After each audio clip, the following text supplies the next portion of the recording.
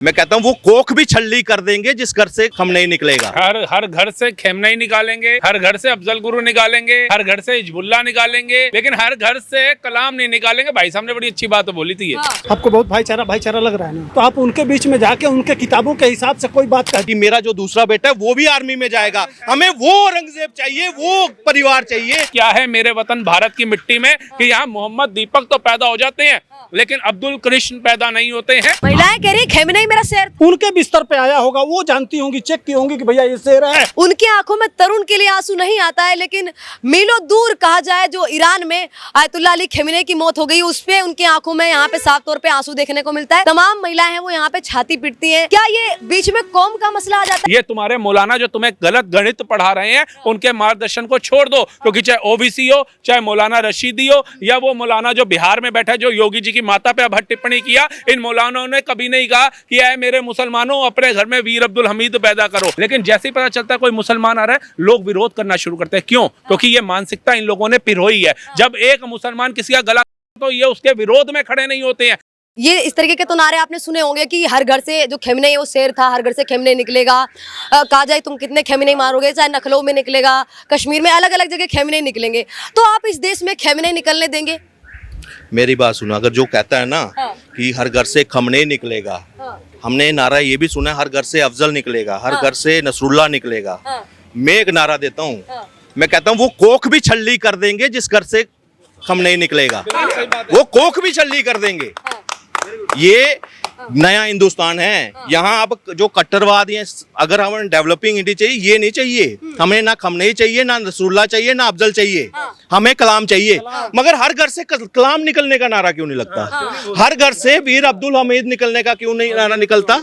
एक औरंगजेब, एक वो वाला औरंगजेब, एक हमारे रजौरी का औरंगजेब, सेना का जवान, उसको मार देते हैं। मगर उसका बाप क्या कहता है कि मेरा जो दूसरा बेटा है वो भी आर्मी में जाएगा, हमें वो औरंगजेब चाहिए, वो परिवार चाहिए, हमें खमनई का समर्थक, नसरुल्लाह का, अफजल का समर्थक नहीं चाहिए। ये नया हिंदुस्तान है। यहाँ वही रहेगा जो देश की बात करेगा।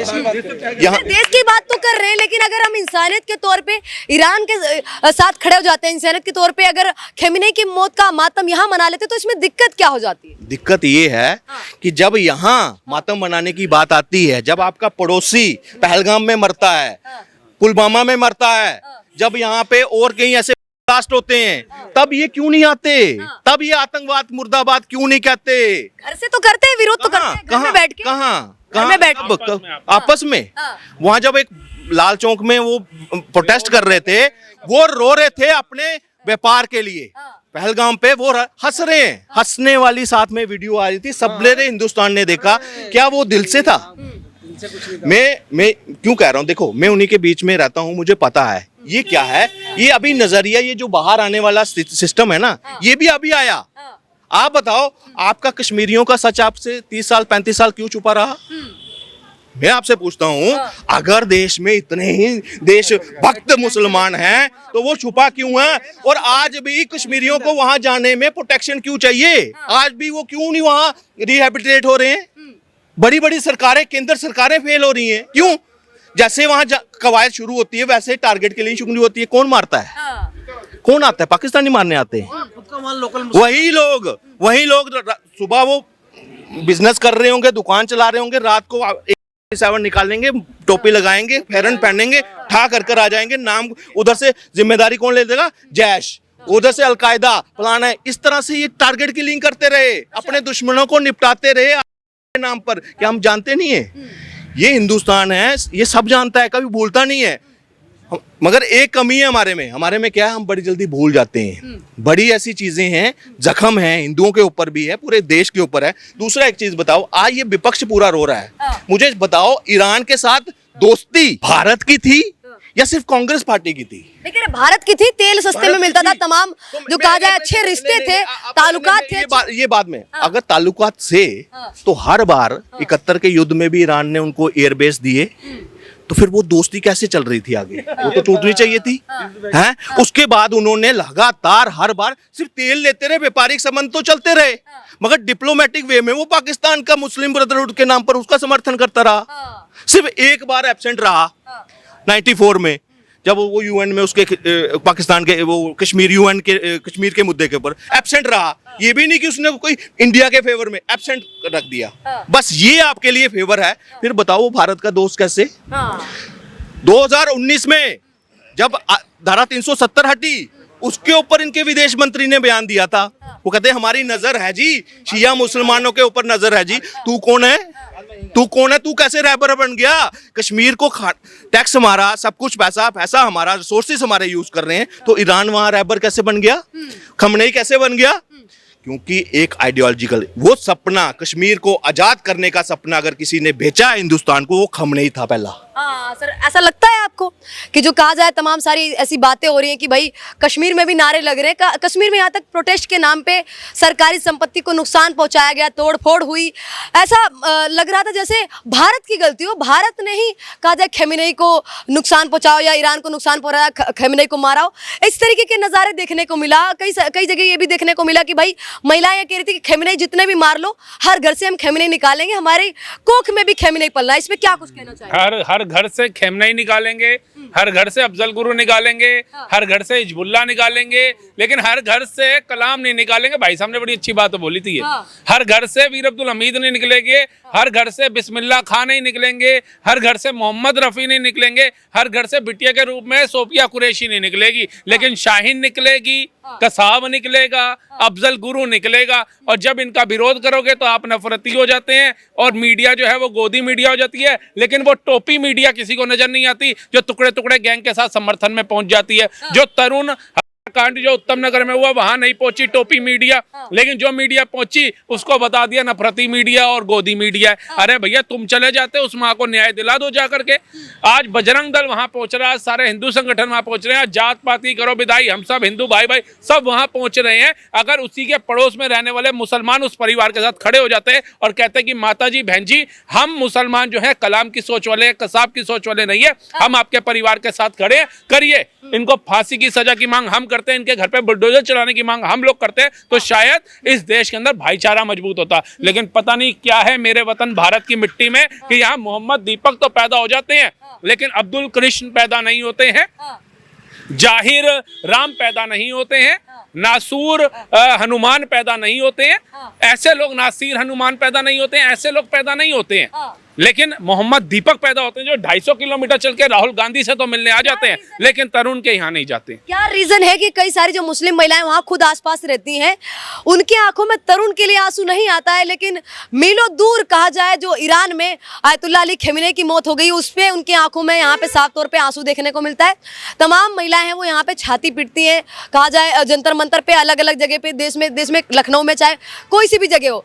क्या ये बीच में कौम का मसला आ जाता है, बीच में कौम आ जाती है, यही रीजन है क्या?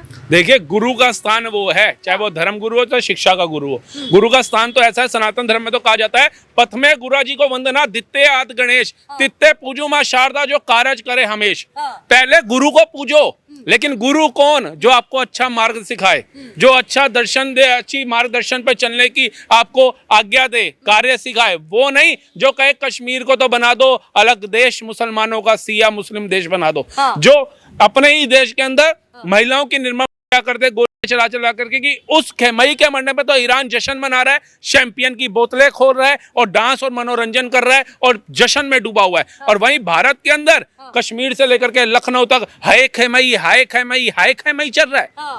क्या महिलाओं का शोषण करना, महिलाओं को गोली मारना, महिलाओं की जान, वहां के लोगों को प्रताड़ित करना क्या एक धर्म गुरु हो सकता है? यहाँ की महिलाएं तो कह रही है सब प्रोपेगेंडा है, जो वहाँ पे महिलाएं जश्न मना रही वो प्रोपेगेंडा है। जो कहा जाए खमेनेई का नाम बदनाम किया जा रहा है कि वहाँ पे महिलाओं की हत्या कर दी गई, वहाँ पे तानाशाह वाला रूल चलता था खमेनेई द्वारा, वो सब प्रोपेगेंडा बता रही है यहाँ की सिया मुस्लिम समाज की। मैं तो कह रहा हूँ फिर जिस दिन ऐसा ही तानाशाह यहाँ पे बैठ गया ना, सबसे पहले करीना कपूर खान बाहर निकल के आएगी, उसके बाद में आमिर खान की चारों बीवियां बाहर निकल के आएंगी, उसके बाद अरबाज खान की बीवी बाहर निकल के आएगी, उसके बाद फरहान अख्तर, ये जोया अख्तर, ये सब बाहर आएंगे क्योंकि ये तो बुरखे के बिना घूमते हैं, इन सबको बुरखा पहनना पड़ेगा ऐसी तानाशाही में। और उसके बाद आज भी जितने भी मुस्लिम समाज की बहुत सारी ऐसी महिलाएं हैं जो बुरखे के बिना घूमती हैं, ये सब बुरखे में आ जाएंगी, नहीं आएंगी तो इन सबको गोली, फिर ये क्या कहेंगे बहुत अच्छा इंसान था, फिर भी छातियां पीटेंगे। तो सोचिए जिन माँ की बेटियां उनसे छीन मार के, वो क्या गुरु हो सकता है? गुरु वो होगा जो कहेगा 5 टाइम की नमाज अदा करो, सच्ची इबादत करो,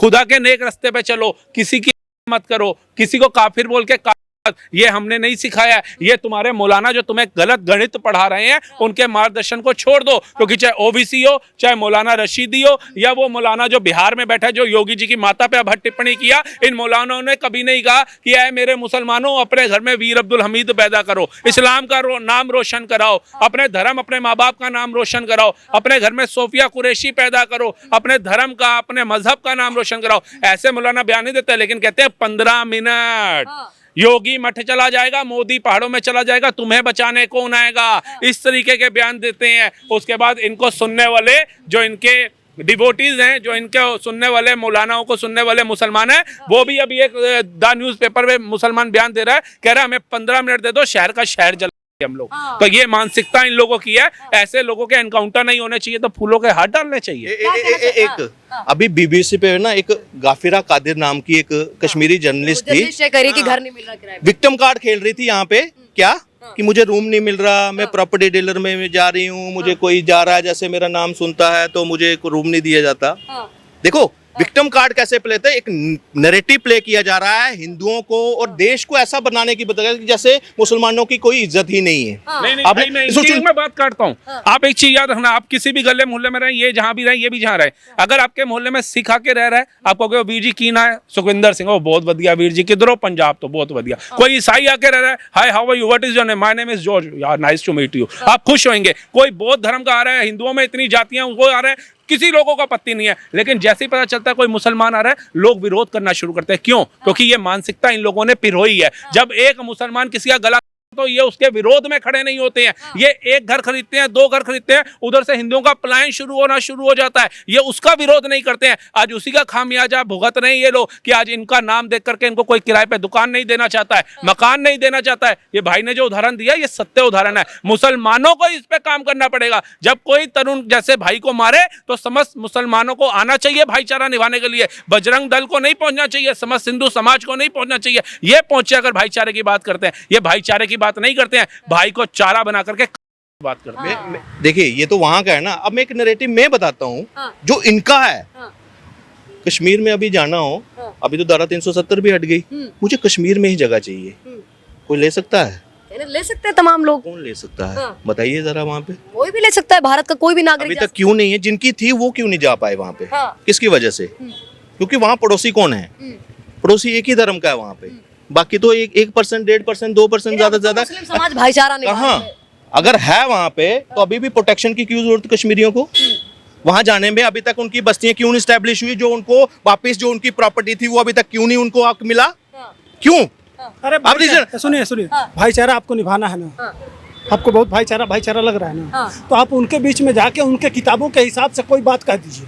नहीं, मुझे तो नहीं जाना है, लेकिन मैं सवाल कर रही हूँ, बस मैं लोगों का सवाल कर रही हूँ, ना मुझे जाना है ना मुझे रहना है, बस मैं बता रही हूँ। भाईचारे का अगर एग्जाम्पल लेना हो, बहुत माने हमारे मुसलमान भाई हैं, तो एक काम करिए, उनके किताब पे और उनका जो सही बात है, जो वो शर्मा ने बोला था, नुपुर शर्मा ने, जो किताब में लिखा हुआ है, पहले किताब में पढ़िए बड़ी बारीकी से कि सही है कि नहीं।